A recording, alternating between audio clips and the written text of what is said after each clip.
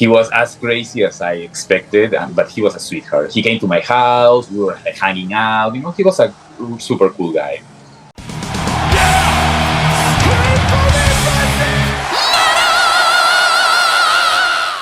Hey everyone, I'm sure like many of you, I was pretty sad to learn of Paul Di'Anno's passing. I was lucky to meet the guy once on a parking lot on a way to a metal show. I was like, who's that guy? He looks familiar. Oh, there's a couple of big dudes around him. That must be his band on the way to a show somewhere. So I walked up to him and asked like, hey, are you Paul Di'Anno? And he said, no, I'm Michael Jackson. And obviously that was, some time ago when his health was somewhat better. He kind of went downhill for a long time, and his story is a bit of a sad one. I'm sure it will be told in many books and maybe documentaries and movies in the future. Paul was loud. He pissed off a lot of people. He made many poor decisions in his life, but I'm gonna miss the guy.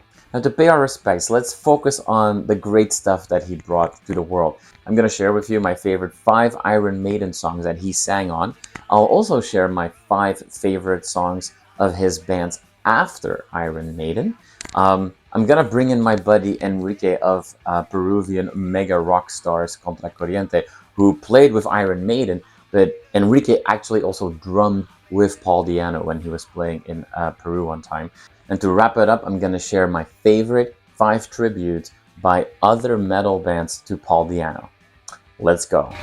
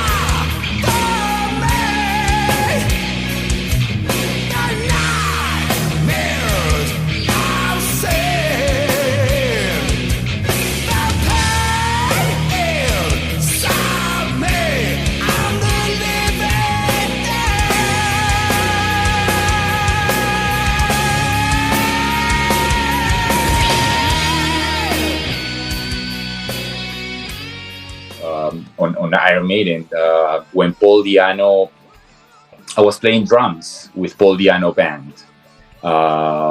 As you know, or I don't know if you know, Paul Di'Anno doesn't have a band. He just played with regional bands on each part of the world he goes. So it turned out that when he came down to South America in year 2008, I think it was, the promoters asked me, because they know I'm a huge fan, and I played Iron Maiden tributes down there in Peru a few times.